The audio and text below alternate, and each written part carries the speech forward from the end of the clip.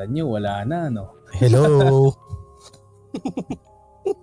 Tagal na naman din nag-antay. Pero kailan yung last?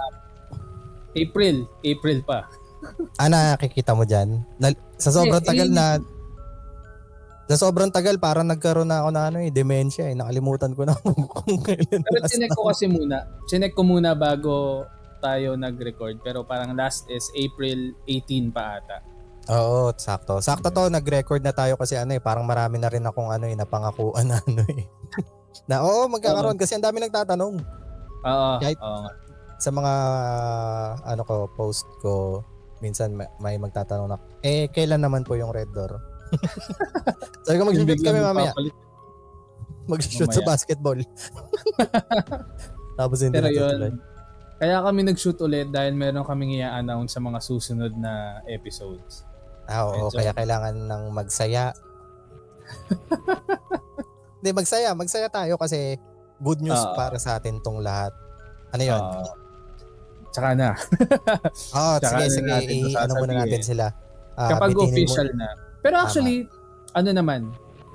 feeling ko okay naman na yun. Inaantay lang namin yung official na announcement pero sobrang excited kami para doon sa partnership na yun. Oo, doon na din papunta yun since kasado na Oo. So yun. So ano pa bang inaantay natin? Ano ba yung pinunta nyo dito? Syempre, 'di ba yung mga kwento na sinishare namin. At syempre, maraming salamat pala sa mga nagsesend ng gift sa YouTube. Hindi ko maalala kung sino nila. Kung si Tuti pa rin ba yun? Si Roma May. Nag-send si Roma May nakaraan. Yun. Maraming salamat, Roma May. For sure si Abby, baka magsisend na ulit siya ngayon kasi sabi niya parang every episode palaki ng palaki dun sa may previous niyang So, Abby, ngayon, sina-challenge kita na palaki talaga ng palaki yun dahil ngayon, ito na. Sunod-sunod na to.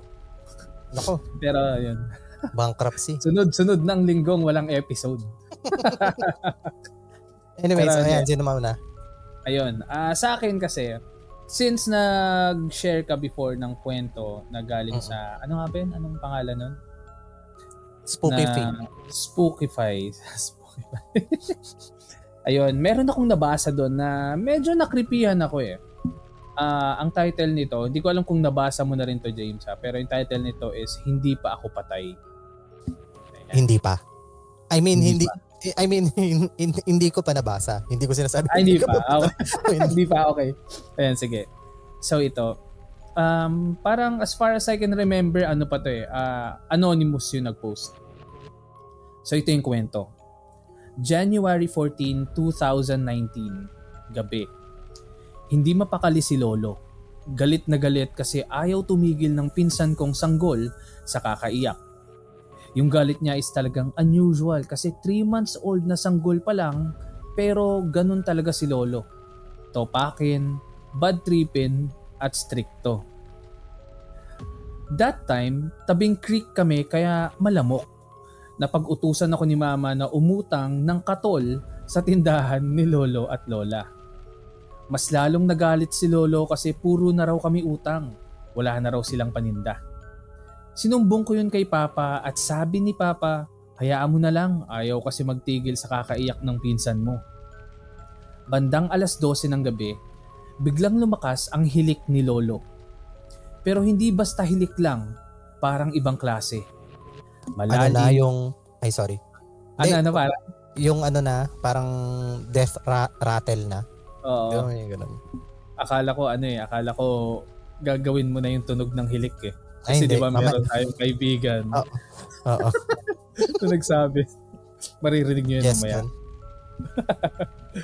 Ayun. So, nasaan na ba ako? Ayun. Malalim, parang humihinga na hindi. Parang may bumalot sa katawan niya. Wala namang siyang sakit kaya nagtaka kami. Pero dahil gabi na, pinabayaan na lang. Kinabukasan, tinatawag siya ni Lola para umakyat sa kama. Nung oras na yon, si Lola sa kama natutulog at si Lolo naman ay sa sahig. Pero hindi siya sumasagot. Hindi rin siya gumagalaw. Tinawag na ni Lola si Papa. Manipis lang kasi ang dingding ng bahay namin, kaya rinig namin agad yung tawag. Pagdating ni Papa, sinubukang buhatin si Lolo. Pero parang may bumigat sa katawan niya. Hindi siya mabuhat. Tinulungan na siya ni Tito pero kahit silang dalawa hirap pa rin. Ang mas nakakatakot, habang binubuhat nila si Lolo, humihilik pa rin siya. Mas malakas pa. Sobrang lakas, parang may bumubulong sa bawat hininga. Dinala na agad sa ospital si Lolo at si Lola ang nagbantay. Pagpasok niya, kinausap siya ng doktor. At after mga ilang minutes, lumabas siya at sabi niya, patay na siya, dead on arrival daw. Nagulat kaming lahat kasi ang lakas pa niya, walang sakit, at lahat ay nangyari ng biglaan. Ang bilis din niyang naimbalsa mo. Parang mas gusto ni Lolang madaliin. Sa burol, ang itsura ni Lolo ay nakasimangot. Kunot ang noo pero ang sabi ng punerarya, normal lang yon. Pagkalibing niya, doon na nagsimula ang panaginip. Palagi ko siyang napapanaginipan. Minsan hawak niya ako, minsan sinasama niya ako sa isang lugar na madilim at mabaho. Suot niya lagi yung paborito niyang puting polo, pantalon at sombrero. Pero lagi siyang nakasimangot. Hindi rin siya nagsasalita. Hanggang sa isang gabi, na naginip ako na bigla siyang nagalit. Bakit ba, Lolo? Sigaw ko. Ito na yung mga ano. Bakit ba, Lolo? What bad? Tumingin siya sa akin. Galit. Malalim ang boses. Buhay pa ako, pero inimbalsa mo niyo na ako. Nagising ako na pawis. Tumingin ako sa orasan, 2:16 a.m. Kinuwento ko kay Lola yung panaginip. Tahimik lang siya pero maya-maya umiyak na siya. Nakomatose ang lola mo. Nakomatose ang lolo mo. Sabi niya, naputokan daw ng ugat. Ang sabi pa niya, binigyan ako ng choice kung itutuloy pa ang gamutan o hindi. Tinanong siya ng doktor. Sabi niya, iturok niyo na, wala kaming pera. Mula noon, gabi-gabi ko na siyang nakikita. Nakatayo sa sulok ng kwarto, minsan nasa banyo, minsan nasa kisame. Laging nakatingin, laging galit. At sa pinakahuling panaginip ko, lumapit siya sa akin. Dikit na dikit ang mukha niya. Ang bulong niya, hindi pa ako patay. Yun, yung kwento. Ang creepy nun kasi biruin mo, bawat panaginip niya, makikita niya yung lolo niya. No? Oo, na hindi matahimik. Alam mo, hindi ko alam kung naikwento ko na ba ito sa mga previous natin na episode. Pero meron ding ganyang case sa kamag-anak namin. Pero hindi naman ganyan. Parang naalala ko lang bigla. Ang nangyari doon, may kamag-anak kami na yumao na, tapos nilibing.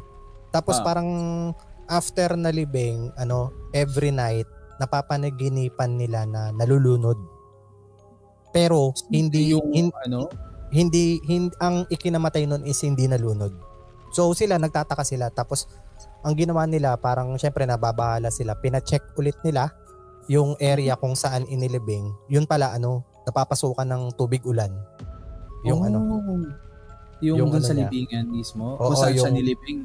Oo, yung kabaong niya, napapasukan ng tubig ulan. Kaya ayun. Tsaka naalala ko pala, meron tayong mga kwento niyan before, yung mga, mga buhay pa, tapos na ilibing. Di ba parang may kinuwento ka niyan yung, tama ba? Yung nag-scratch siya dun sa may wooden na kabaong or pinupukpok niya? Ito ba yung yung reason? Ito yung rason kung bakit dati may mga bell? Yes, oo. Tama yan. Libingan. Tapos, hindi ko alam kung dyan ba nanggaling yung term na save by the bell. Kasi akala nila patay na, pero nagkalembang nung bell na senyales yun na buhay pa siya. So, hindi pa siya patay. Save by the bell. At saka hindi ko rin alam. Nangyayari pala talaga yun na parang paano nila nasasabi na patay na talaga? Siguro tapos pagka lang. Bubuhay? Oo, feeling ko kasi dati hindi pa ata uso yung embalsamo eh. Parang tuwing pag nalagutan ng hininga, diretso libing na dun sa may sa may kahoy na kabaong. Tapos 'di ba pinapakuan lang 'yun. Tapos ayun nga gagawin nila, kakabitan nila ng may tali sa loob tapos may bell. Na kapag narinig nilang nag-bell, ibig sabihin hindi pa patay. Ganyan. Tapos hindi ko rin alam kung dun ba nanggaling kasi may tao na tinutoka para bantayan 'yon. Yung Undertaker ba yun? Yung doon daw nanggaling yung graveyard shift. Oo. Hindi ko alam. Ano yung Undertaker? May ganun di ba? Sila ata yung nagbababa pala doon sa Oo. Sila yung nagbababa. Hindi ko alam kung kung legit yun yung graveyard shift. Nakakatakot yung video mo. Zoom yan Kaya nga nag-go auto frame tuwing nakikita niya yung kamay ko. Sorry. Hindi ko alam paano i-set na matanggal yung gesture off eh. Pero ayun na nga. Ano pa nga ba yung sasabihin ko? May sasabihin pa ako dapat diyan eh. Hindi yun na yun. Hindi na mga nabasa kong trivia na hindi ko alam kung totoo ba yung Saved by the Bell tsaka yung graveyard shift. Yun, kung nga pala. Salamat pala sa Spookify kasi binigyan nila tayo ng permission na mag-share ng mga kwento. Kung gusto niyo ng mga written na mga stories, pwede nyong puntahan yung Spookify sa Facebook. Dun maraming kwento. Madami doon. Tsaka parang every month ata parang nag-feature sila ng top 20.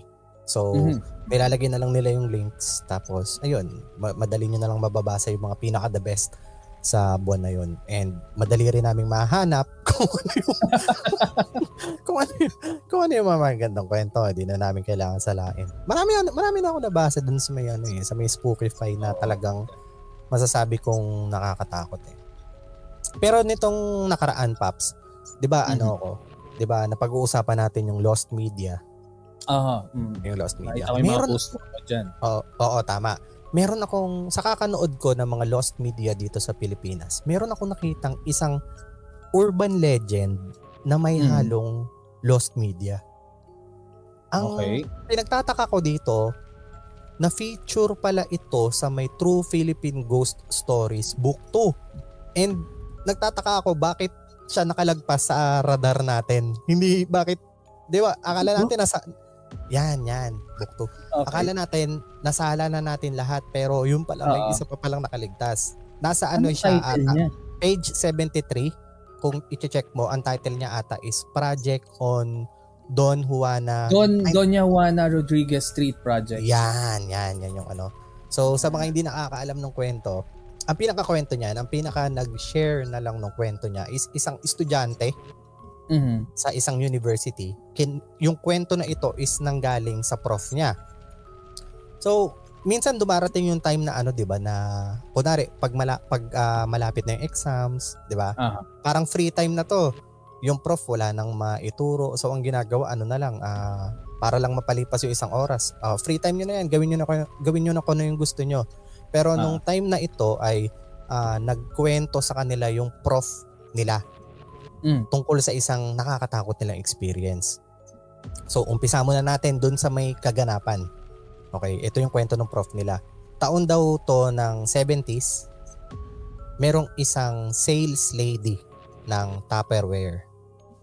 Okay. So, ang style pala dati nung panahong 70s, kapag nagde-demo ka ng isang product, nagbabahay-bahay kayo, Paps.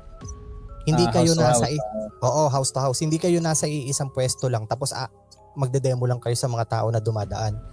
Nung time daw na ito, sila yung pupunta sa mga bahay-bahay para mag-demo nung product na binibenta nila. So, Tupperware tong item na to. Ito yung isa sa mga pinaka-importanteng bagay sa loob ng bahay. Kasi kapag nawala yan, lagot ka sa nanay mo, automatic, di ba? Yung mga Tupperware. Oo, palo ka talaga malala. At saka ito yung pinakamahirap na kalaban pagdating sa mga hugasan. Sobrang hirap. Pag namantikaan. Oo. Kunwari nalagyan ng kaldereta, sobrang hirap hugasan yan. Meron daw isang sales lady nung dekada 70s na ang pangalan niya Mrs. Santos. So napaka generic na name para sa isang Pilipina. Mrs. Santos. Common no? Oo, common. Kung hindi Mrs. Santos, Mrs. Reyes diba? Reyes. Diba? Oo. So, sales lady siya ng isang Tupperware. Nag-demo daw siya one time sa may Laguna. Tapos, merong isang lalaki na ang pangalan, isa rin na naman generic name, Mr. Cruz. Nakita siya nag-demo. Di nagustuhan yung demo niya. Sabi niya, gusto kitang i-invite. Puntahan mo yung bahay ko. Ibibigay ko sa yung address tapos i-demo mo doon. Kasi baka meron ako mga kaibigan na gusto ding bumili. So, yung title nung story is Doña Juana Rodriguez Street kasi nandun yung address nung lalaki ni Mr. Cruz. Meron siyang isang bahay na malaki doon sa may Doña Juana Rodriguez Street.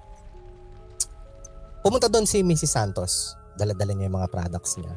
Pagdating niya doon, ang una niya nakita is isang matandang lalaki na hardinero. So, imagine mo na to sa mga pelikula. Nagwawalis na mga tuyong dahon. Tapos nagpakilala siya na ako po pala si Mrs. Santos. Isa po akong sales lady nitong Tupperware, sabi niya. Andyan po ba si Mr. Cruz? Sabi niya. Sakto, dumiretso ka na lang paloob. Sabi niya, sabi nung hardinero. Inaantay ka na rin ni Mr. Cruz. Hindi yung ginawa niya, pumasok na siya dun sa may loob ng mansyon. Wala pang tao sa may sala. So, upo siya. Tapos dampot-dampot siya ng mga magazine, nagbasa-basa siya. Kasi yun yung, wala pang FB noon sa 70s. Kasi kung merong FB na noon, kung nababagot siya, mag-Facebook na lang sana siya, di ba? Mag-YouTube. Pero hindi, nagbasa-basa siya ng mga magazine. Tapos nakakita siya ng mga, yung magazine na pang fashion. Mga lumang kasuotan yung mga fini-feature doon kasi nga 70s. Maya-maya, habang nagbabasa siya, biglang dumating na si Mr. Cruz pababa. Ang ganda ng suot ni Mr. Cruz. Alam mo yung mga gray suit.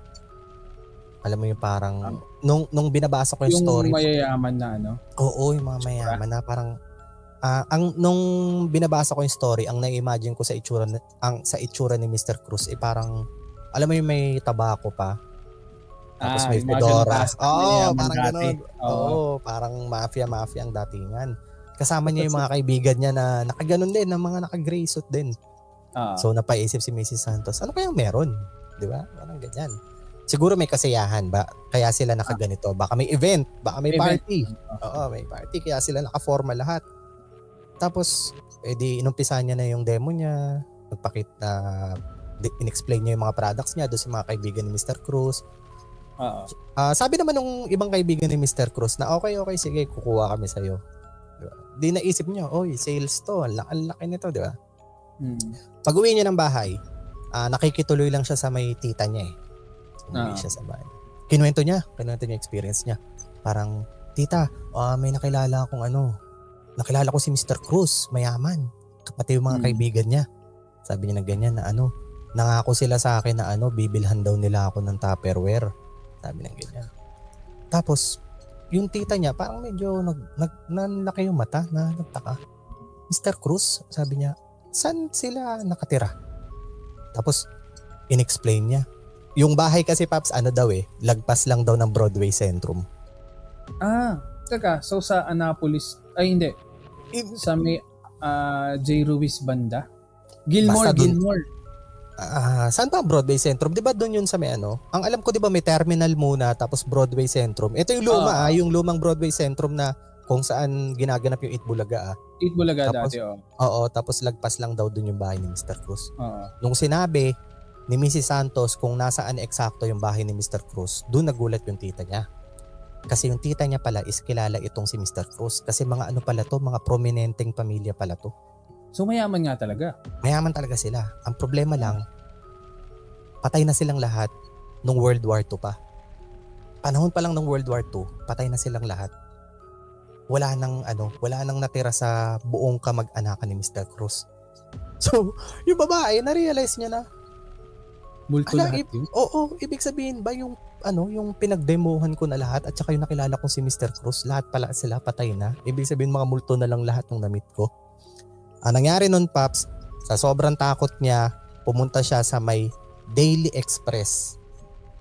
So, ito yung parang dyaryo noong 1972. And shinare niya yung kwento niya. Na-publish yung kwento niya doon sa may Daily Express 2nd week of December 1972. Ganun yung day. Itong professor nung babae, balik na tayo dito sa may present times. Itong professor nung babae is nabasa yung article na yon. So sila na curious, ang ginawa nila, pinuntahan nila yung bahay ni Mr. Cruz. Pinuntahan nila yung bahay ni Mr. Cruz. Kasi titingnan nila kung totoo.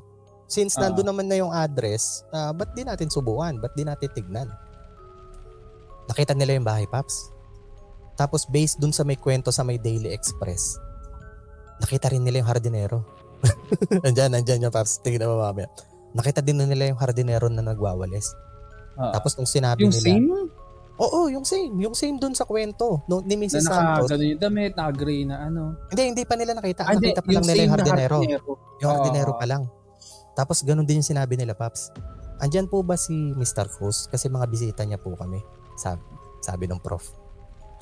Sige, pasok lang kayo dyan. Gano'n tumuloy sila. Tapos pagpasok nila doon sa may mansion, Paps, pumunta sila doon sa may sala, wala pa si Mr. Cruz. Tapos tinignan nila yung mga magazine, nakita din nila mismo yung mga magazine na tinutukoy ni Mrs. Santos. Doon pa lang, Paps, parang nag-snap na eh.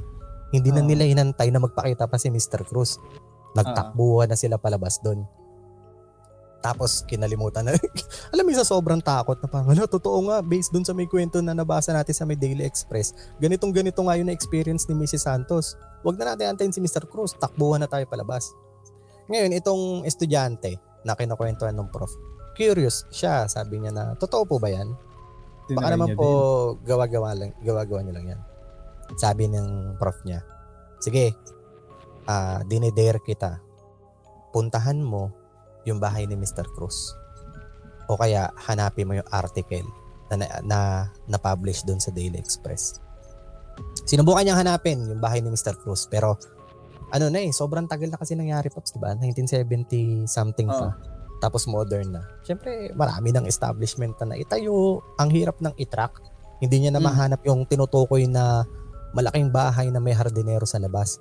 Kaya ang ginawa niya na lang sumunod ay pumunta siya sa isang library kung saan nandun yung mga archives ng mga na-publish ng Daily Express. Ang nakakapagtaka, Paps, wala silang copy ng Daily Express second week of December 1972. So, as in, yung isang article lang, yung isang araw lang na yun? Yun yung araw na yun, wala sila. Kasi feeling ko itong Daily Express, ata to parang pagkakaalala ko dito, Philippine Star ata to, na merong special edition tuwing Sunday. Di ba? Parang ganyan. Di ba? So, parang ang na-publish yung story ni Mrs. Santos dun sa special edition nung Sunday siguro. Yung mga nakaipit-ipit lang? Oo, yung maramihan, yung ganyan. Kasi dati may ganun every Sunday may isang nakaipit na maliit yung puro comics. Yun yung gusto ko dati. Entertainment, 'di ba? May games sa likod, may comic, ganyan. Hindi niya mahanap, Pops, yung issue na yun, yung Daily Express na yun. So, ito naging lang siya, lost media na siya, tapos siya, urban legend since walang proof. Pero kung meron lang sana makakahanap nung second week nung issue na yon, nung Daily Express, mapapatunayan na shinare nga talaga ni Mrs. Santos yung nakakatakot niya na story about dun sa bahay ni Mr. Cruz. Kaso wala Nagsabay pa sila combo. Urban legend na lost media pa. So, ang ganda na ako sabi. Pero paano kaya kapag pinuntahan ulit yung bahay na yun, no? Hindi, ang hirap na nga niya kasi atang i-track kung nasaan yung bahay na yun since, syempre, ang tagal na, baka marami ng... Pero yung prof no? Yung prof lang sana makakapagsabi kasi napuntahan nila dati, di ba? Yung prof na lang yung nag-iisang proof. Oo. siya yung missing link. The proof is the proof. Professor. Pero nga, paano kaya, kung nakausap ulit or kung buhay pa yung prof na yun, tapos unless fiction yun, yung kwento na yun. Hindi, pero ang ganda nun, ang ganda ng pagkakagawa niya ng kwento. At saka ang nakakapagtaka doon, ang galing, kung sakaling fiction man yung story na yun, ang galing niya para maidugtong niya yung story na yon sa nag-iisang nawawalang issue ng Daily Express. Di ba? Na parang O sige, ayaw ni-reverse niya, no? Pwedeng ni-reverse niya. Ba't di ko mahanap to? Gawa ko nga ng kwento to. Oo, na kunwari nakita namin, no? Ayaw maniwala. Sige, hanapin mo. Ang galing nito. Ang ganda ng story na to. Sa True Philippine Ghost Stories 2. Tapos na may kita nyo lang dito. Ayan. Sino bang ano yan? Lucky winner? Sino? Ang lucky winner nito, di ko alam. Binuksan ko na eh. Pero andito pala. Oo, sa next na lang. Ulit natin, reset ulit natin yung raffle. Yung raffle. Tapos reset ulit tayo ng next season nun, pag ganun. Pero hindi, malay mo, next time, iba na, di ba? Tapos, basta, ayun. Kung narinig nyo na yung kwento na yun dati, tas meron kayong information pa about to, halimbawa, may alam kayo na, ano yan, kung tingin nyo, hoax man or parang feeling nyo may nagkwento na rin sa inyo before, i-comment nyo. Oo, tapos, kasi I'm sure baka merong mga listeners natin na malapit dito nakatira, di ba? Oo. Syempre, kwento-kwento na yan sa lugar nila na ito yung bahay ni Mr. Cruz yan. Nagpapakita pa rin si Mr. Cruz dyan. Diba? Comment lang kayo guys. Spotify and YouTube. Tsaka, syempre, kung hindi pa kayo naka-follow sa Facebook namin, wag na Facebook. Facebook tsaka Instagram, The Red Door Podcast PH. Tama ba? Tama. The Red Door Podcast PH. Nakalimutan ko maglagay ng banner, pero next time maglalagay ako ng banner sa baba. Nga pala, guys, yung kung napapansin nyo, kung nanonood kayo sa YouTube, mapapansin nyo na meron na kaming layout ngayon. Yung background na yan, syempre galing yan dun sa intro namin na video na ginawa ng isa sa mga malapit na kaibigan namin na si Vance Cadiente. At saka Paps, fun yan talaga. Oo, fun yan sobra. Sinishare niya sa lahat ng episode. Sinishare niya sa Facebook niya. Sinishare niya. Kada upload namin, sinishare talaga niya yung episode na yun. Tsaka kung nagustuhan niyo yung mga episodes namin, i-share nyo din para mas marami pang makinig sa amin. Maganda yung Vance. Oo, Be Like Vance. Yan, Be Like Vance. Maganda yung suggestion niya nung nakaraan sa atin na oo. Ano yung sabi niya? Kailangan na daw natin mag-upgrade ng storytelling content. skills. Oo. Kailangan kapag may isang nagkukwento, yung isa imbes na nakikinig lang, gumawa ng sound. Depende dun sa sample. Ako nga, palitan tayo. Sige, magbigay ka ng isang eksena tapos try ko isipan ng sound. Sige. Isang gabi, hindi ko alam kung bakit ako napadpad sa lugar na yon, pero nag-decide ako na maglakad-lakad muna. Habang naglalakad ako, tahimik ang paligid. Ang naririnig ko lang ang mga tunog na ginagawa ng mga ng mga ibon. Ang hirap pala. Hirap po. Pero malay mo. Ako naman ikaw. Sige, ikaw. At dahan-dahang lumangit-ngit ang pinto na aking binubuksan. Kuha mo! Katunog nung intro natin, nung Red Door Podcast. Katunog eh. Hindi, ako talaga yung nag-sound doon nung intro natin. Kung baga video lang, tapos pinatuwa mo lang. Kaya pala kuha mo eh. Ano yung tawag niya doon? Yung gumagawa ng sound? Poly. Poly. Dami kami natututunan dyan kay Vance. Kasi nasa film industry siya. Oo. Ayun nga. Meron ka pang Oo. Nagpapahaba ang kwento, wala nang makita. Pero hindi, meron ako dito. Sa Reddit ko to nabasa. English siya. Ito tatry kong i-translate. Okay. Tungkol to sa isang fortune teller. Nabasa ko to sa Reddit, nasabi ko na ata. Ayun. Yung kwento nito yung title nito is, bumisita ako sa isang fortune teller para malaman kung nambababae yung asawa ko. Ang haba ng title pero kasi English to Nabasa mo na ba? Uy, hindi pa. Bago lang sa pandinig ko. Ayan. So, ito yung kwento. Ito yung first time na pupunta ako sa isang fortune teller. Yung fortune teller na to is located sa isang medyo masukal or parang wala masyadong tao na parte ng syudad. Madaming madadaanan ng mga Chinese restaurant na wala masyadong tao, tapos mga massage parlor na medyo shady. Tinuro sa akin to ng isang kaibigan ko kasi sabi niya lagi siyang pumupunta dito kapag may mga pagdududa siya or nag-aalangan siya sa mga tao sa paligid niya. At sabi niya na kahit kailan hindi nagkakamali ang baraha. Pagpasok ko doon, napansin ko na may isang space na mayroong isang itim na booth. Tapos may isang babae na nakaupo doon sa gilid na nasa parang stool lang siya. Kung paano natin nakikita yung mga manghuhula sa Quiapo. Parang ganun, pero nasa gilid mysterious siya tapos may black na nakaharang. So, paglapit ko, napansin ko na meron siyang tarot deck. So, may tarot card siya, tapos meron siyang crystal ball sa harap. Pagkalapit ko, sabi niya, "Hello, Rachel." Yun yung binati niya kagad siya. Kanina pa kita hinihintay. Nagtaka ako dahil hindi ko naman sinabi yung pangalan ko or hindi rin naman ako nag-book ng appointment. Nag-walk-in lang ako. Pero nagulat ako kasi alam niya kung sino ako.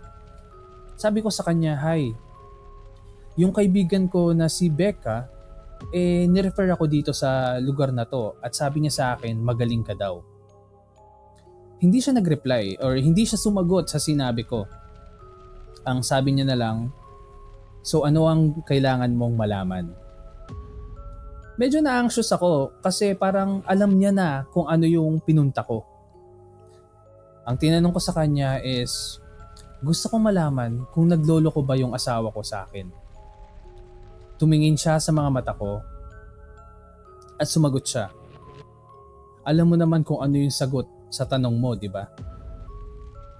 At ang sabi ko, oo, alam ko. Medyo nahiya ako kasi ano pa yung use ng pagpunta ko pero gusto ko lang talagang manigurado. Sinagot ko siya, sabi ko, gusto ko lang malaman kung alam mo rin. Tapos, ang sagot sa akin ng fortune teller is, wag mong parang, ang nakalagay dito, wag mong gawing irritable yung mga nasa spiritual world gamit yung mga ganyang klaseng tanong na alam mo naman kung ano yung sagot. Tanong mo sa akin kung ano yung gusto mo talagang malaman. Napahinto ako at nag-isip ng ilang segundo at tinanong ko na yung talagang gusto kong itanong. Gusto ko pong malaman kung ano yung mangyayari sa aming dalawa ngayon. Pagkatapos kong sabihin yon, kinuha niya yung tarot deck, shuffle niya yung mga cards, tapos naglagay siya ng pile. Nilapit niya sa akin yon. Pagkakuha niya ng unang card, ang nakuha na card ay Moon. Ang ibig sabihin daw nun ay deception, intuition, tsaka confusion. At ang sabi niya, the discovery of betrayal. So doon papasok yung parang nalaman ko nga na naglolo ko siya. Kinuha niya yung pangalawang baraha. Yung pangalawang baraha ay the Knight of Swords. Ibig sabihin daw nun yung mga impulsive actions. Yung mga... Pops, excuse me. Rinig mo ako? Okay, good. Ayan. Bakit nangyari? Wala nagkaroon ng announcement na hindi daw nakakonect yung microphone ko kaya hindi kita naririnig kanina. Tapos okay. kinonvert ko na lang to speaker. Okay na, sige, continue. So ayun nga, yung Knight of Swords yung second na nabunot na baraha. Nasabi daw doon, yun ang ibig sabihin daw noon ay impulsive action at konfrontasyon. Magkakaroon ka daw ng away or clash sa asawa mo over dun sa nalaman mo na pagloloko niya. Kinuha niya yung pangatlong baraha. At nagulat siya nung nakita niya kung ano yung baraha na yun. Ang baraha ay death. In-explain niya na ibig sabihin nito ay may malaking pagbabagong mangyayari. Pwedeng literal na death or pwedeng parehang pagbabago at kamatayan. Tinakpan ko yung bibig ko dahil gusto kong matawa. Yung fortune teller naman medyo nagulat sa reaction na ginawa ko. Ang sabi ko bigla sa kanya akala ko ipapakita nito yung future, hindi yung past. Yung asawa ko at si Becca ay pareho ng patay. Nagulat yung fortune teller. Hindi ko alam kung na-imagine niya kung ano yung nangyari sa huling session niya kasama si Becca. Pero after nung reading na yon, nung na-reveal na nung baraha yung katotohanan, umiyak siya at humingi sa akin ng tawad. Doon ko nalaman kung ano talaga yung nangyari between Becca and dun sa asawa ko. At habang humingi sa akin ng tawad yung fortune teller, kasi dapat sinabi niya na kanina pa na alam niya. Pinigilan ko siya at meron akong huling tanong sa kanya. My final question, kung okay lang sa'yo, mahahanap ba yung mga katawan nila? Yun, dun lang natapos yung kwento. So, medyo grabe, no? Dark yung kwento na yun. Nung nabasa ko to, nagandahan ako dun sa twist. Kasi parang, umpisa pa lang, akala mo, hindi niya alam kung ano yung nangyari. Or yung, na nag-cheat yung asawa niya. Tapos, gusto niya lang palang malaman sa huli is kung may kita yung katawan nung kaibigan niya na nag-deliver sa kanya nun. Kumbaga may na siya, may alam na talaga siya pero parang ginamit niya lang yung manghuhula. Kinonfirm niya lang. Uy, sa mga hindi nakakalam, si Tito Ian, marunong rin yan mag fortune telling. Hindi Ako naman nag-try dati ng taro. Taro cards. Kasi taro taro milk tea. Nung Paps, nung share ko lang sa inyo to, hindi ko alam kung naririnig nyo yung ulan, pero hopefully hindi. Dito rin, umuulan din dito. Umuulan. Naririnig ba dito sa akin? Hindi naman. Hindi. So ibig sabihin ako lang nakakarinig ng ulan ngayon. Ganito yung masarap na makinig ng mga horror stories Oo. Kapag maulan. Nakaraan. Bale, bukas to i-upload. Bukas. Yes. Oo, yan. So, sakto, linggo naman lagi, no? Oo, linggo. Nakaraan, nag-live ako sa TikTok. Live ako sa TikTok, di ba? Pag nagla-live ako sa TikTok, ang ginagawa ko, nagbabasa-basa din ako ng mga horror stories. Kasi yung una tinry ko, mag-reaction video sa TikTok. Kaso nakaka-copyright ako. Kasi yung pinapalabas ko minsan, nade-detect nila na unoriginal content. Ganyan. What? Oo, nade-detect nila. So, tinigil ko na siya. Balik na ulit ako dun sa pagbasa-basa ng mga horror stories. Napadaan si Ate Bebs. I'm sure yung iba sa atin na nanonood, kilala si Ate Bebs. Yung nagkukwento din ng mga horror stories. Umakyat siya. Habang nag-makeup. Oo, habang nag-makeup. Kasi yun naman talaga yung content niya dati, makeup, tapos napunta siya sa horror. Umakyat siya, Paps, kwentuhan kami na ganyan. Tapos sabi ko kay Ate Bebs, ano ba yung mga nakakatakot na horror movies para sa iyo? Kumbaga nanghihingi ako sa kanya ng mga suggestions niya. Oo. Sabi niya, alam mo naman na ang kinatatakutan ko lang talaga yung pag may mga rebulto. Tama. Rebulto ganyan. Ayaw ko talaga niyan. Kaya yung seklusyon tsaka yung pinapakita nyo na Vesuvius, ayaw ko talaga yan. Tapos biglang may nakwento sa isip niya. Sabi niya, wait, speaking of mga rebulto and mga santo-santo, meron pala akong gustong i-share sa'yo. Sabi niya sa akin. Di kinuwento ni Ate Bebs na itong boyfriend niya, meron daw nagbigay ng isang sculpture doon sa may boyfriend niya. Na sa tingin nila nagbibigay ng sa kanila, ng sabi natin kamalasan.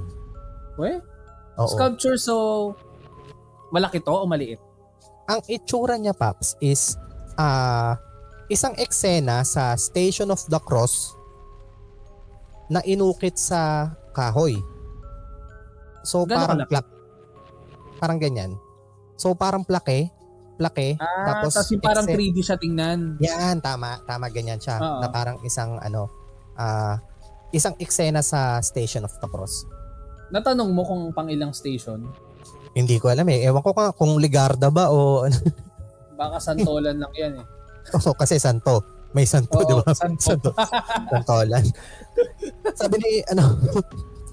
Sabi ni Ate Bebs,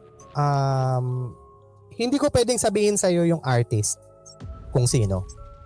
Kasi ayokong masira yung name niya. Kasi baka magkaroon ng masamang image yung artist. Yung mga binibigay, yung mga sculpture pala na gawa niya or yung mga ukit na gawa niya is may curse. May curse.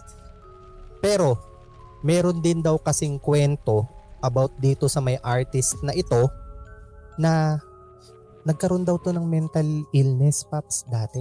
Itong friend niya? Hindi niya friend yun, Paps. Kilala lang nila kung sino yung nag-ukit since may initials doon.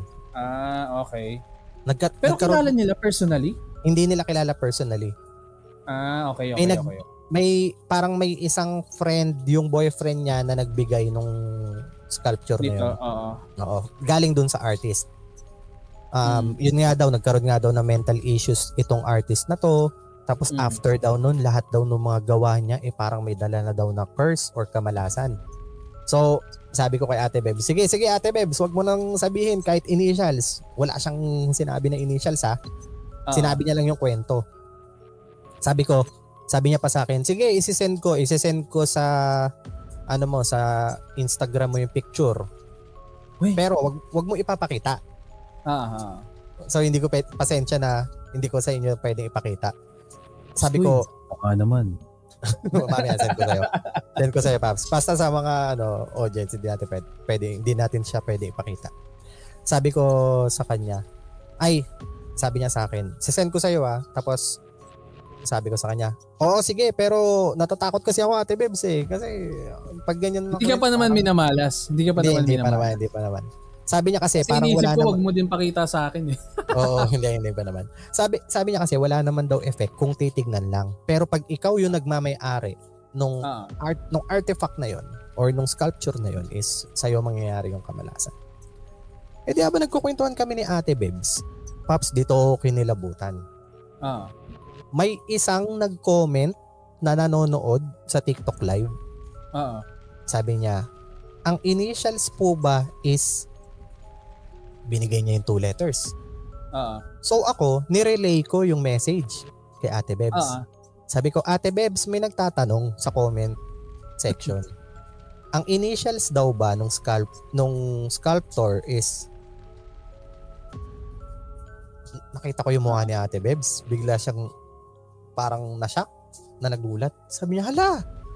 Sabi niya, bakit? Sabi niya, paano alam? Paano nalaman? Wala naman ako sinasabi. Wala naman tayong nabanggit. Sumagot, meron din po kasi kami niyan. What? Galing dyan sa artist na yan. And after naming magkaroon yan, sunod-sunod na namatay yung kamag-anak ko. Sunod-sunod na may nagkaroon daw ng death doon sa sa family nila. Kami na curious, pinaakyat namin yung nagkwento. Yung nag-comment. Naka-video? Oo, mayroon akong pero hindi siya nagpakita. Hindi siya nagpakita. Hindi siya nagpakita, nagkukwento lang siya. Tapos ayun, kinuwento niya, Paps, na nung una wala daw talaga silang idea na yung kamalasan na nararanasan nila is dahil dun sa may sculpture. Nung narinig niya yung kwento ni Ate Bebs, biglang parang nagtugma. Alam mo yung parang bigla siya nagkaroon na. Oo, na-jigsaw moment siya na, hala, parang meron din kami niyan. Tapos tinignan niya daw initials. Tapos nag-confirm naman si Ate Bebs na same. Tapos ayun, kinuwento niya na, Paps. Kinuwento niya na parang sunod-sunod daw silang namatayan ng kamag-anak na. So nandun, nung time na yun, napakita niya sa inyo? Napakita nino? Nung umakyat? Hindi niya napakita. Kasi dinispose na nila. Okay. Dinispose na nila yung sculpture. Pero ang kwento niya, nakatanggap din daw sila noon. Pero syempre, kung ikaw, hindi mo naman iisipan ng gano'n . Oo, tanggap lang. Hindi mo naman iisipan ng gano'n. Pero napapansin niya daw na after daw nilang makuha yon, sunod-sunod daw sila na namatayan. Tapos bago pa daw sila lagi mamatayan, lagi daw may kumakatok sa pinto. Parang pag narinig nila yung katok na yun, alam nila na may mamamatay sa kamag-anak nila.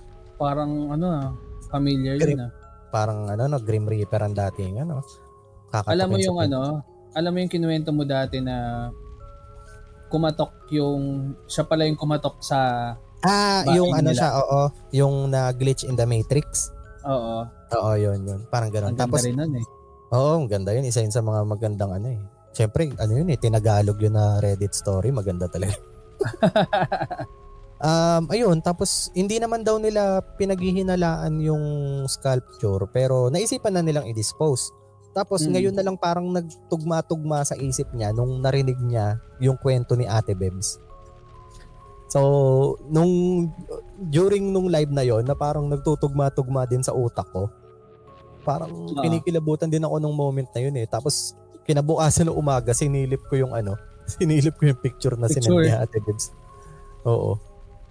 Tapos ang problema ko pa dito, Paps. Hindi ko alam kung nagkataon lang Hindi ko maalala kung sino yung initials na sinabi nung lalaki. Yun lang. Ang ginawa ko, binabalikan ko yung yung TikTok video, yung live recording. Paps, doon sa may initials na part, ayaw mag-play. Ayaw ipakita sa akin. Nagka-lost media pa tuloy. Hindi na tuloy mahanap. Naging lost media pa bigla. Sabi ko, okay naman sa iba. Syempre, mahaba yung live Parang tumagal ng... Pero may picture na sinend sa'yo, di ba? May picture na sinend si Ate Bebs. Hindi kita yung initials doon? Putik. Tutok sa patuloy ako tignan ngayon. Wait nga lang. Kasi malay mo nandun. Ay, meron. Kita pala. Kita pala. Yung initials pala alam ko. Nung time na yon, ang hinahanap ko is full name. Full name pala. Kasi nabanggit. Pero nung narinig mo yung pangalan, familiar o hindi? Iba talaga? Hindi ko siya kilala, Paps, na Pero feeling ko sikat yun somewhere in Magkalapit ba ang Laguna tsaka Pampanga? Kasi Kapampangan si Ate Bebs Magkalapit ba ang Laguna? Feeling ko yung name sikat sa Laguna Kaya syempre pinoprotektahan din ni Ate Bebs yung identity niya. Kaya ayaw niya rin sa akin sabihin. Kaya nung moment na yon, gusto kong balikan yung video, gusto kong malaman kung ano yung full name. Kasi gusto kong mag-deep dive, gusto kong shoot sa rabbit hole. Hahanapin ko yung profile ng lalaki na yon. Titinan ko kung meron pa bang ibang mga kwento na nakalink dun sa pangalan na yon. Kaso ang problema, nung piniplay ko yung video, dun sa part na sasabihin yung pangalan, ayaw sa akin ipakita. Kaya si Ate Bebs, tinanong ko na lang siya rekta. Sabi ko, Ate Bebs, yung video na ayaw mag-play, ayaw sa akin ipakita ko ano yung pangalan. Takot din siya Pero sinabi niya sa akin yung pangalan. Mamaya share ko sa yung info nung picture, tsaka nung name, pati nung initials. Pero ang creepy nun, parang doon ka maniniwala na yung mga moment na ganun, doon ka maniniwala na meron talagang something na unexplained, di ba? Kasi, diruin mo, imagine mo yung scenario, nagkukwento si Ate Bebs live, hindi niya naman sinabi yung pangalan, tapos may isang nag-comment na meron ding same experience, tapos nagtugma pa yung initials. Ang creepy lang talaga nung moment na yun. Tinatry ko maghanap ngayon ng wala, hindi ko nakikita hindi mo pa nga nakukuha sa akin yung name Mamaya ako sa'yo sasabihin yung pangalan. Hindi, yun nga, inaano ko nga lang, baka mamaya kasi meron talagang ganun na wala akong nakikita Hindi, sige. Mamaya pakita ko sa'yo. Oo. Sheesh! Ayun, ito. Pero grabe yun pakita mo sa akin mamaya. Na ako Na-curious ka.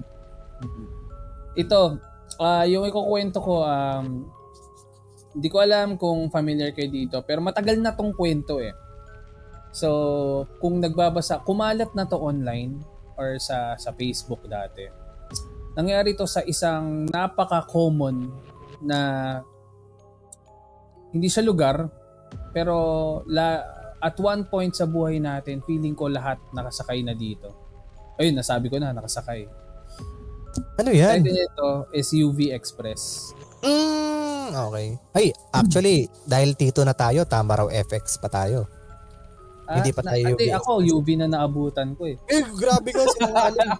Tama raw FX, imposible. Hindi ka nagkakamali. Tama raw eh. Tama raw. Okay.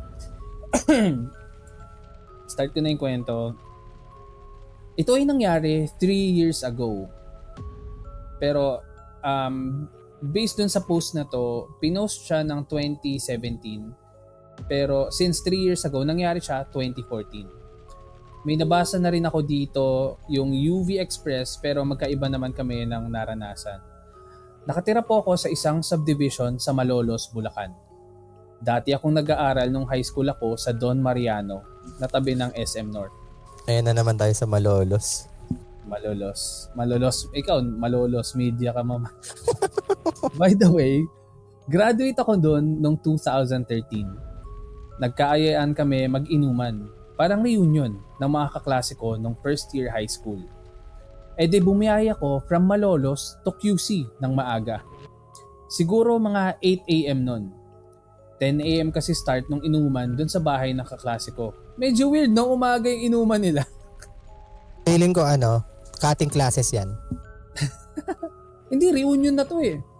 Reunion na? Reunion na daw. So nung nasa bahay na ako ng kaklase ko, edi ayun, inuman at kwentuhan kami. Ang aga, di ba? Walang lunch, inom agad. Natapos yung inuman namin bandang mga 4 p.m. Umuwi na yung iba kong kaklase, tas ako, nagpahinga na muna ako sa bahay ng kaklase ko, nagpapababa ng tama. Nakatulog ako at nagising ako mga 10 p.m. na. Kaya nagpahatid na ako sa sakayan sa may tabi ng SM Annex. Mayroong dumaan na FX. Pinara ko at 2 pa lang ang pasahero. Sa tabi pa ng driver. Kaya ako doon ako sa loob, sa may pinakadulo, sa may bintana at likod ng driver. May mga na-pick up pa siyang 2 pasahero sa balintawak at tumabi sa akin sa loob. Nung nasa tabang na kami, ito yung papasok na ng Bulacan, doon na parang nanlamig yung katawan ko at yung radyo na pinapakinggan ni Manong ay biglang kumakalaskas na ang sakit sa tenga. Nakita ko yung 2 nasa tabi ni Manong driver na nagdadasal habang hawak yung rosaryo. Bumaba yung 2 sakay ni Manong, yung katabi ko sa may Robinsons. Ako, andun pa din ako sa tabi ng bintana na nasa likod ng driver. Nung maalala kong hindi pa pala ako nakapagbayad, andun na kami sa Pure Gold nang iaabot ko yung bayad nang biglang pagtingin ko sa driver, wala siyang ulo. Napamura ako ng pabulong at yumuko na sabi ko sa kanya, "Kuya, bayad po, sa tabi na lang." Dahil sa takot ko, mabilis akong bumaba.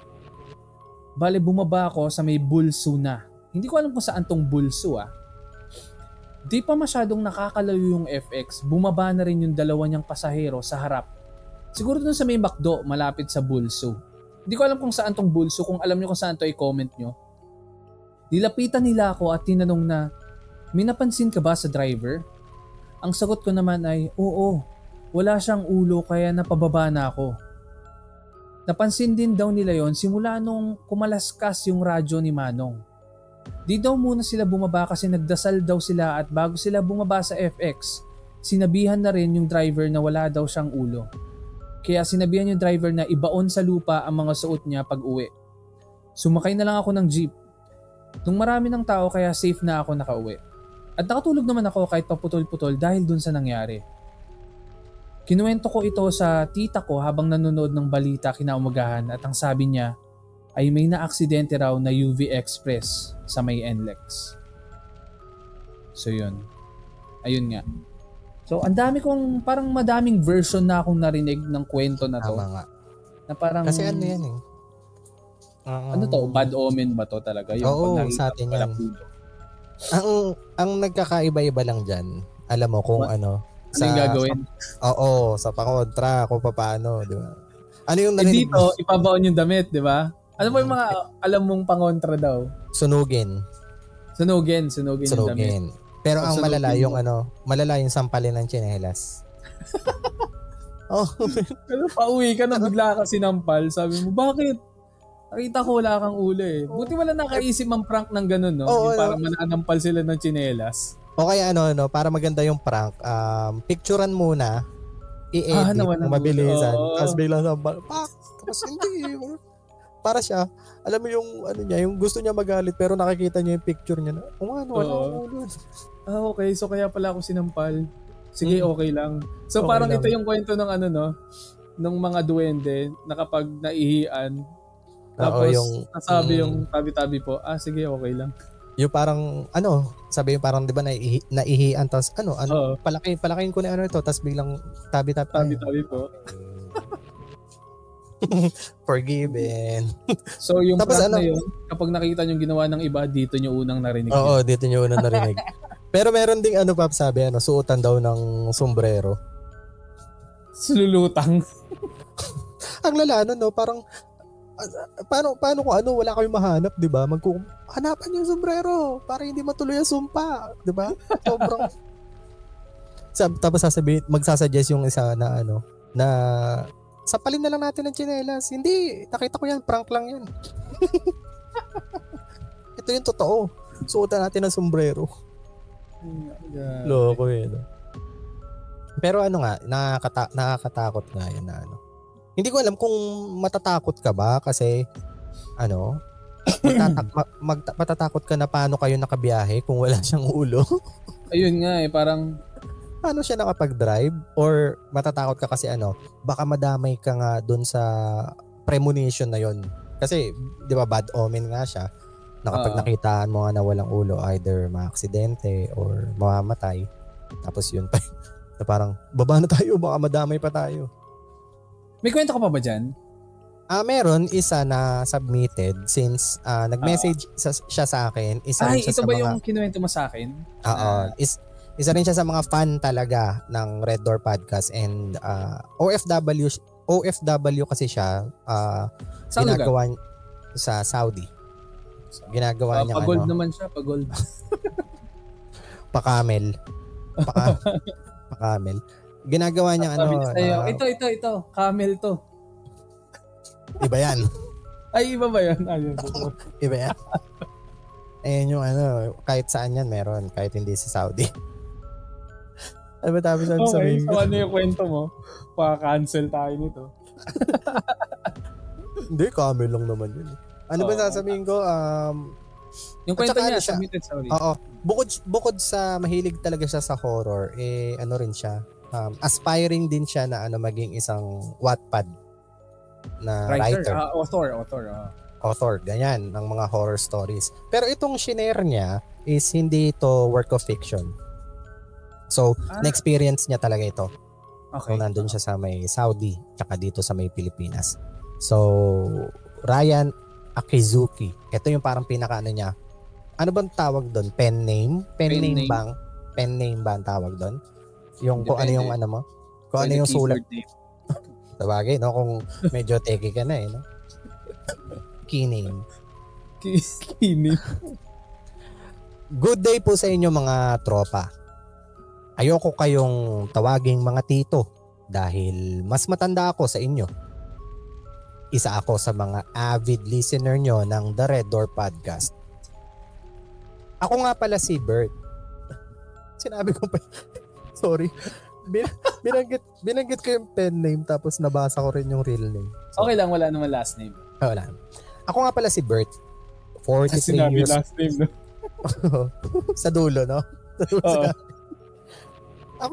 Ako nga po pala si Bert, 43 years old at dito ako nakabase sa Saudi Arabia. Gusto ko lang din mag-share sa inyo ng mga nakakatakot kong naranasan. 2 story po ang ikukwento ko sa inyo. Yung isang story ay nang nasa Pilipinas pa ako at yung isa naman ay yung nandito na ako sa Saudi Arabia. Taon ng 2020 noon, katatapos lang ng duty ko sa hotel as a massage therapist. Mag-isa lang ako at wala akong ibang kasama sa kwarto.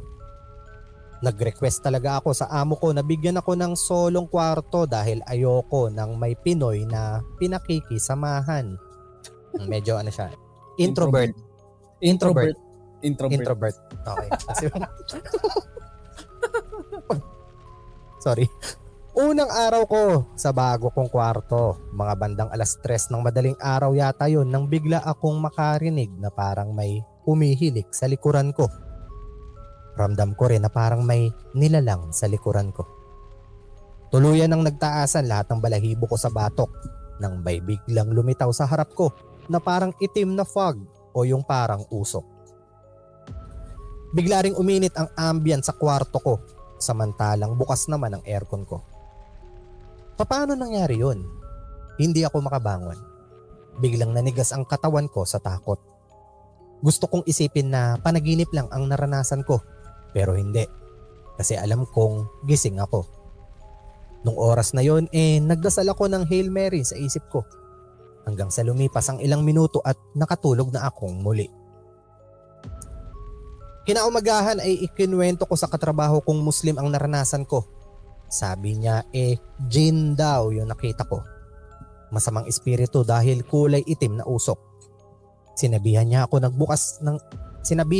na magbukas ng ilaw kada matutulog. Kaya bumili ka agad ako ng dim light at nagpalipat na rin ako ng kwarto sa amo kong Yemen.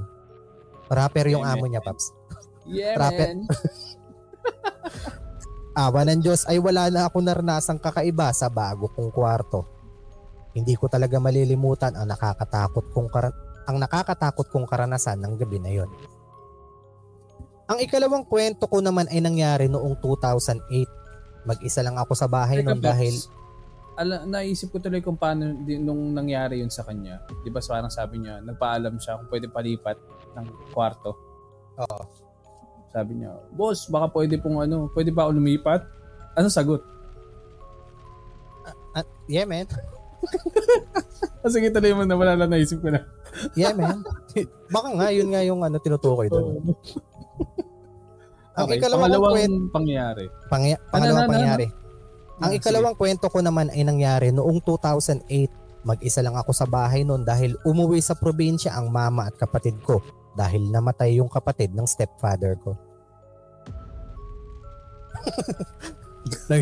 Nag-ano ako, Paps nag-compute. Ako iniisip ko namatay analysis ako Ano daw namatay ang? Kapatid ng stepfather niya. Gabi rin noon, hindi ko alam kung anong oras na. Bigla akong nagising dahil nakarinig ako ng mga yabag ng paa sa kusina. Sinabayan pa ng malakas na atungal ng mga pusa. Salamat.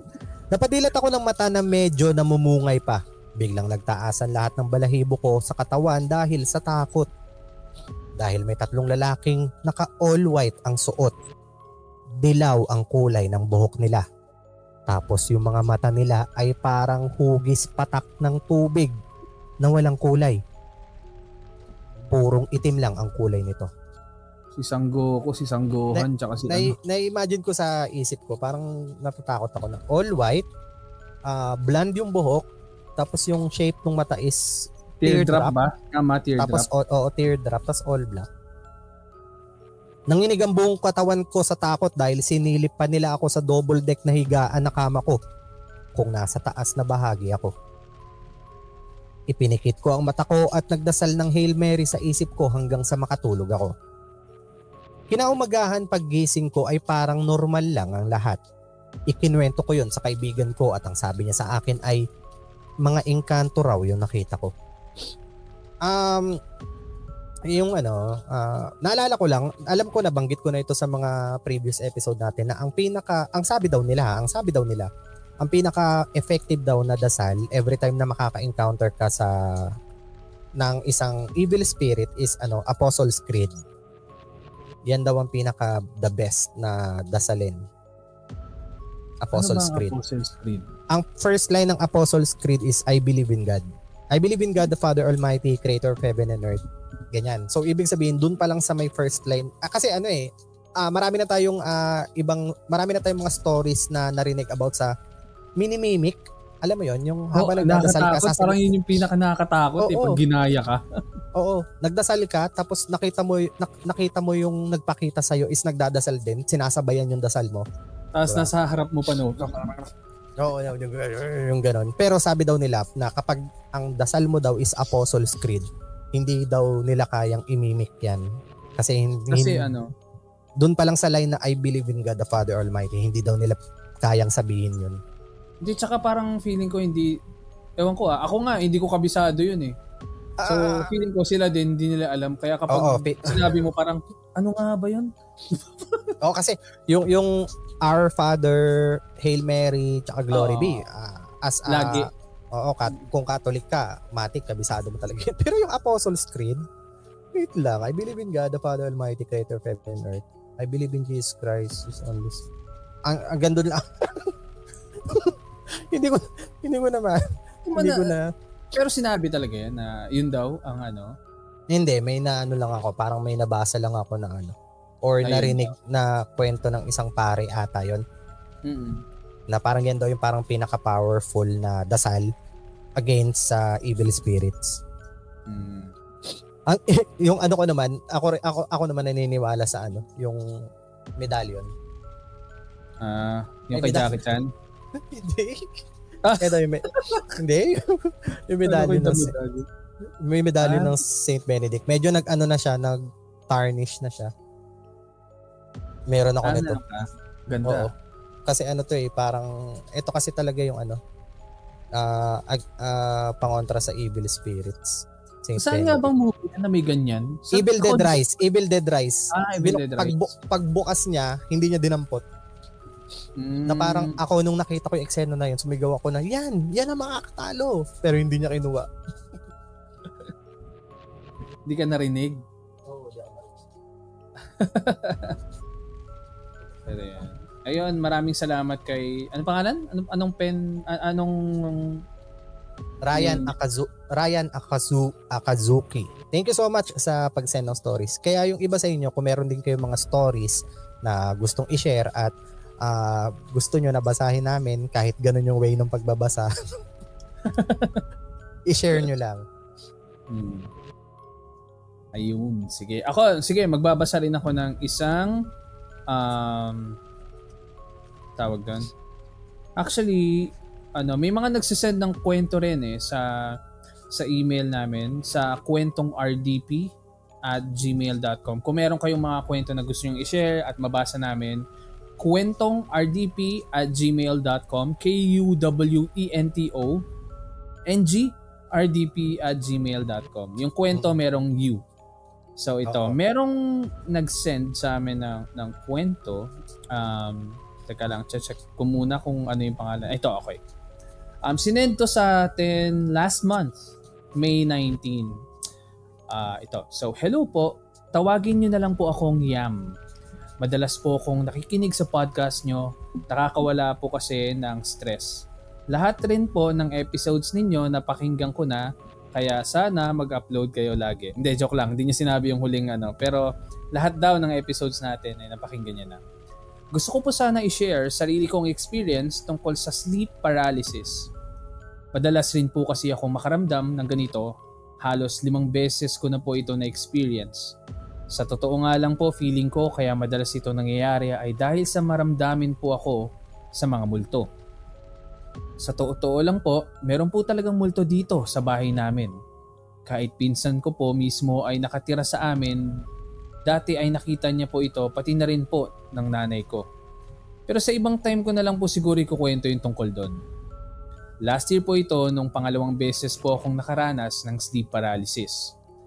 That time po kasi nilipat po yung kwarto ko, bale yung dating kusina namin, doon na yung naging kwarto ko. Sa totoo lang, ayoko talagang lumipat doon dahil every time na papasok ka sa kusina, merong akong nararamdaman na entity doon sa lugar na yon. At hindi ko alam kung mabait ito o hindi. Hindi ko na rin po nasabi sa papa ko na ayokong lumipat dahil hindi naman siya naniniwala sa mga ganong bagay. Baka isipin lang niya na nag-iinarte ako kaya ayokong lumipat. Hindi na rin kasi ako nakakita ng multo nung elementary lang. Tumigil na nung nag-junior high school ako. Puro boses at presensya na lang po nila ang nararamdaman ko hanggang graduate na ako ng grade 12. Nung araw na to, antok talaga ako pero mababaw lang ang tulog ko. Maya-maya ay hindi na naman ako makagalaw, di kahit ang mga kamay ko ay hindi ko rin may galaw. Naka-straight nga po pala ang tulog ko nito. Pansin ko rin po kapag ganun ang postura ko ay inaabutan ako ng sleep paralysis. Ikaw, Paps, minsan nasa position daw yun eh. Paano yung position mo kapag na-experience mo yun? Isa lang naman ang position ko kapag natutulog eh, yung sagat move, yung yung naka yung knee? Oo, parang naka Muay Thai. Oo. Ganun. Pagilid ka. Medyo half dapa. Oo. Pero syempre siguro baka inaatake ako ng sleep paralysis. Syempre, 'di ba gumagalaw-galaw ka naman pagtulog, no? Parang inaabangan lang siguro ng sleep paralysis na putik nakasagat pa yung position niya. Naka-defense position pa. Pero once na gumalaw ako at napahiga ako ng diretso, eto na, boom, sugod. Yung tipong pag nakasagat position, full sagat ka, hindi pa pwede yan, lalaban pa yan. Oo. Eto, matik na. Humiga na bigla. Eto na. Ayun. Maya-maya po ay may naririnig na po akong boses. Sobrang lalim at yung binibigkas sa akin na hindi ko maintindihan. Parang ibang language. Sobrang lakas po yung boses na parang katabi ko lang ito at parang sinasabihan ako ng Latin. Sobrang nakakatakot po kahit na nakapikit ako ay may nakikita po akong imahe na nakakatakot ang muka at may sungay po ito. Sa sobrang lakas po ng boses na sinasabi sa akin sa ibang lengguwahe, hindi ko na po alam ang gagawin ko. Ramdam ko rin po sa puntong yon na parang sumisikip na po ang leeg ko, na parang merong sumasakal na kung sino. Nahihirapan na rin po akong huminga sa oras na ito. Imposible po na nagkamali ako sa nararamdaman ko kasi nagising ako sa tulog ko nito pero nakapikit pa rin ako. Pero ramdam ko talaga na parang umaangat na po ako sa higaan ko. Grabe po ang takot ko noong gabi na yon dahil first time ko po ma-experience na lumutang sa higaan ko.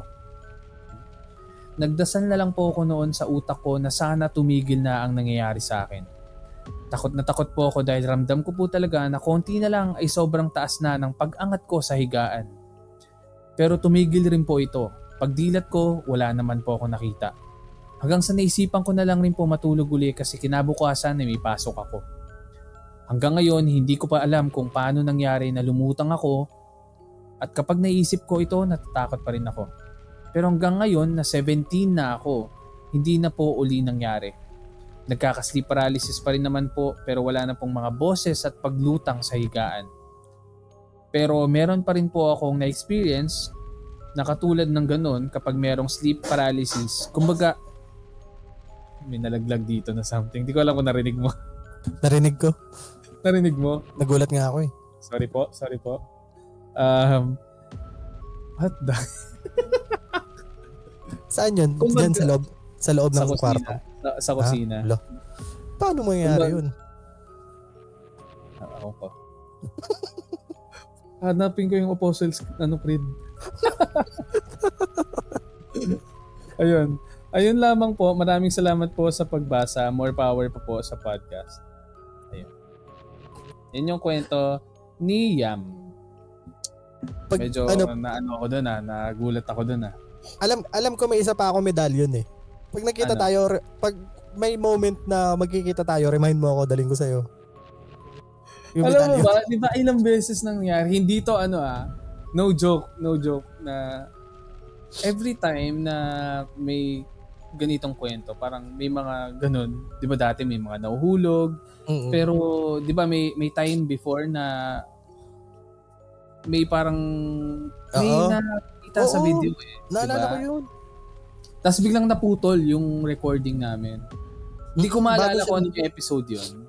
Nag-goosebumps tuloy ako. Kasi dyan tayo nun eh, dalawa. Oo, dito nandyan yun. pa tayo nun. Tapos biglang naputol. Tapos nung nire-review natin yung video, parang may smoke na... Oo, parang may dumaan na something. Na ano tayo eh.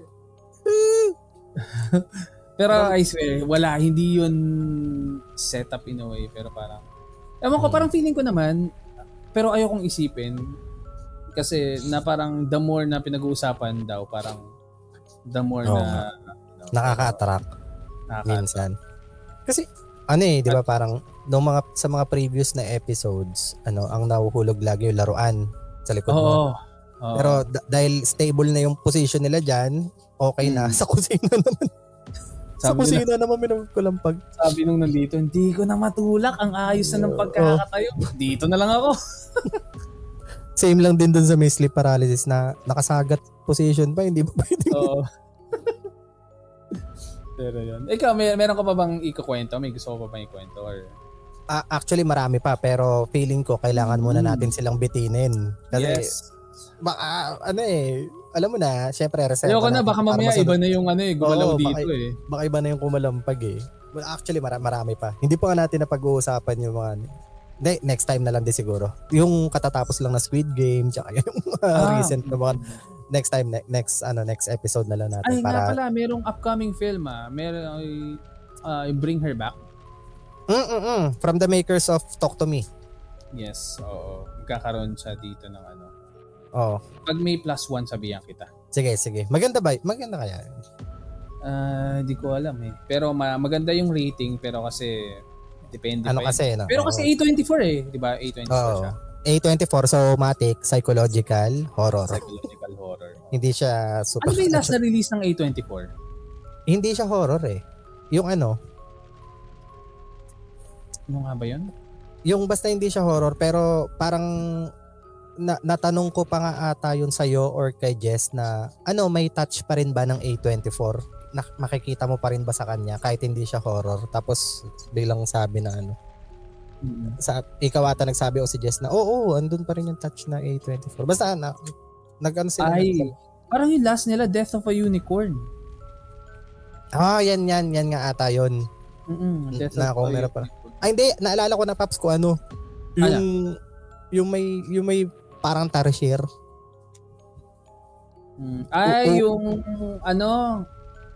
Yung kakaiba yung pangalan nung Ochi, Legend of Ochi. Ochi, yan. Yan yun. Legend of Ochi. Ochi pala. A24 pala yun? Oo. Kaya nga di ba parang ang nakakapagtaka kasi karamihan ng mga release nila psychological horror, tapos parang bigla sila naglabas ng fantasy. Legend of Ochi. Oo. Yan. Tapos ito, Bring Her Back.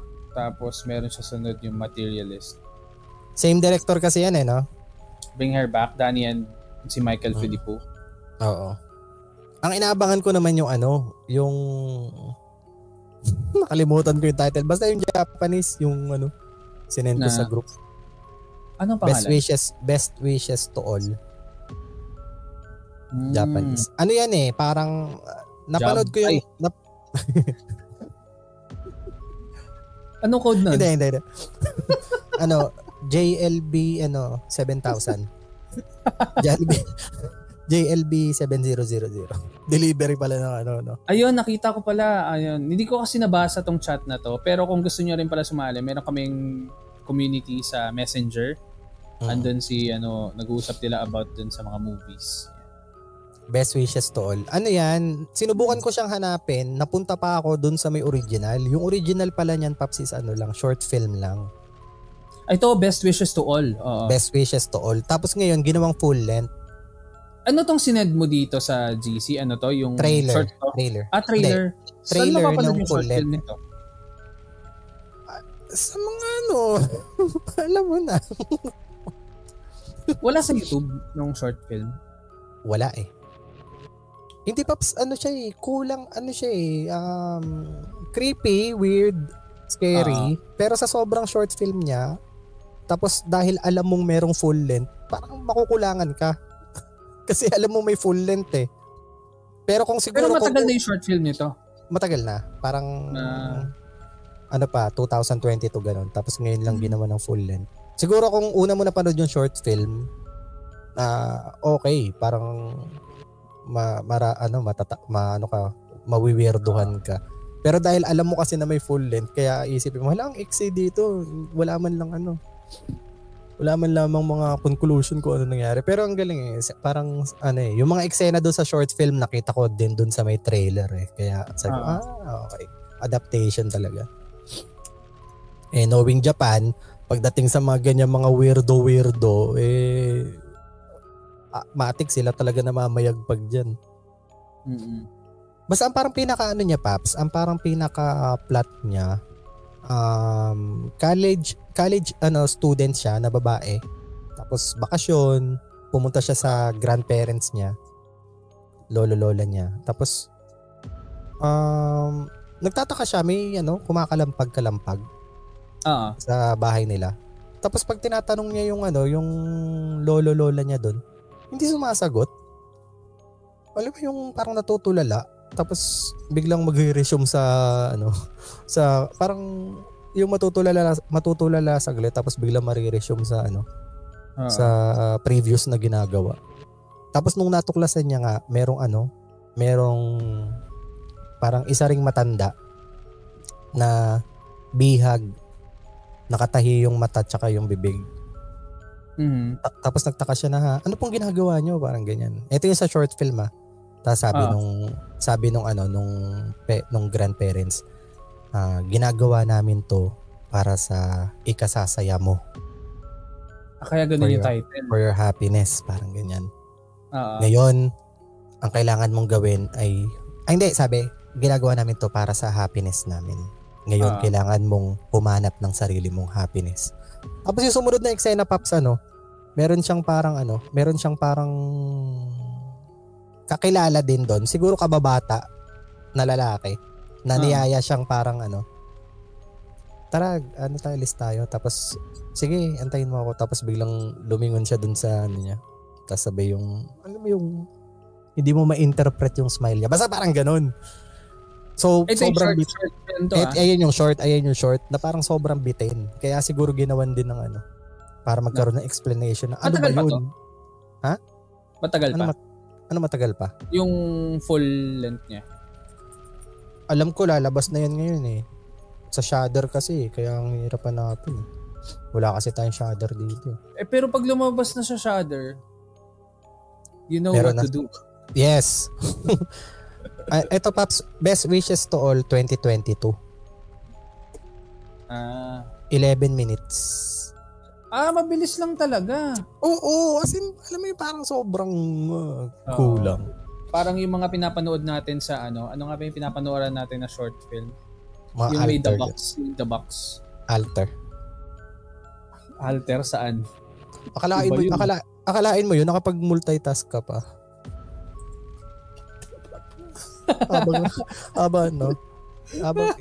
yung isip mo nandun sa tapos biglang nakapag-multitask. Ganun talaga pa. Kasi napansin ko Anyways, ayun na nga. Bale, abangan nila ulit yung susunod na episode, no? Yes. Abangan nyo. Maraming salamat pala sa mga nakikinig. At don't worry kasi since naka-work from home na ulit ako ngayon and si James naka full-time naman, as much as possible try namin, magko-commit na kami na magre-release ng episode every week. Ayan. Tapos meron kaming i-announce soon na kaabang-abang. Ang i-announce namin ay secret. Ano ba tayo dyan? Antayin lang namin yung confirmation kasi talagang magsaya. Oo, masaya to. So yun, maraming salamat sa mga nagstay. Don't forget to follow us on our social media, The Red Door Podcast PH on Facebook and on Instagram. Tapos follow nyo rin kami sa mga personal accounts namin. I mean yung pages namin. Sa akin is Tito Ian Lee sa TikTok, sa Instagram, sa Facebook. Si James naman, Tito James Zoo. Sa lahat na yan Facebook, TikTok, Instagram, YouTube, lahat na yan. Tito James Zoo. Ayan, OnlyFans. Hindi, summer kasi nung nakaraan, kaya kailangan ko na OnlyFans. OnlyFans, yan. Ngayon kasi only Jisoo Life na lang Yung sobrang ingay.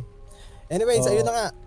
tsaka yung mga sa mga nanonood or nakikinig sa Spotify, huwag niyo kalimutan na i-like yung video, mag-comment kayo ng suggestions, and i-share niyo sa mga niyo kabarkada niyo.